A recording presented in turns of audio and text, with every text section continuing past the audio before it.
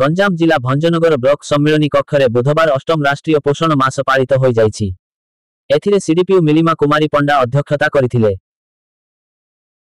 BDO Bharati ଦେବୀ ମୁଖ୍ୟ ଅତିଥି ଏବଂ ତହସିଲଦାର ସା ପଟ୍ଟନାୟକ, ଏବିୟୁ ଚରଣ ବେହେରା, ଉପଖଣ୍ଡ ସାମାଜିକ ସୁରକ୍ଷା ଅଧିକାରୀ ଏସିଓ ସବର, ଉପେନ୍ଦ୍ର ଭଞ୍ଜ ଉଚ୍ଚ ବିଦ୍ୟାଳୟ ପ୍ରଧାନ ଶିକ୍ଷକ ମଦନ ରଥ, କାଳଞ୍ଜି କୂଳ ସଭାପତି ବିଭୂତି ଜେନା, ଏସି ଉପାଧ୍ୟକ୍ଷା ଅଧ୍ୟାପକ ହରିଶ କୁମାର, ବିଦେଶୀ ରାଉତ ସମ୍ମାନିତ ଅତିଥି ଭାବେ ଯୋଗ ଦେଇଥିଲେ। ଗଞ୍ଜାମ ଜିଲ୍ଲା ଭଞ୍ଜନଗର ବ୍ଲକ ସମ୍ମିଳନୀ କକ୍ଷରେ ବୁଧବାର ଅଷ୍ଟମ ରାଷ୍ଟ୍ରୀୟ ପୋଷଣ ମାସ ପାଳିତ ହୋଇଯାଇଛି। ଏଥିରେ ସିଡିପିଓ ମିଲିମା କୁମାରୀ ପଣ୍ଡା ଅଧ୍ୟକ୍ଷତା କରିଥିଲେ। ବିଡିଓ ଭାରତୀ ଦେବୀ ମୁଖ୍ୟ ଅତିଥି ଏବଂ ତହସିଲଦାର ସା ପଟ୍ଟନାୟକ, ଏବିୟୁ ଚରଣ ବେହେରା, ଉପଖଣ୍ଡ ସାମାଜିକ ସୁରକ୍ଷା ଅଧିକାରୀ ଏସିଓ ସବର, ଉପେନ୍ଦ୍ର ଭଞ୍ଜ ଉଚ୍ଚ ବିଦ୍ୟାଳୟ ପ୍ରଧାନ ଶିକ୍ଷକ ମଦନ ରଥ, କାଳଞ୍ଜି କୂଳ ସଭାପତି ବିଭୂତି ଜେନା, ଏସି ଉପାଧ୍ୟକ୍ଷା ଅଧ୍ୟାପକ ହରିଶ କୁମାର, ବିଦେଶୀ ରାଉତ ସମ୍ମାନିତ ଅତିଥି ଭାବେ ଯୋଗ ଦେଇଥିଲେ।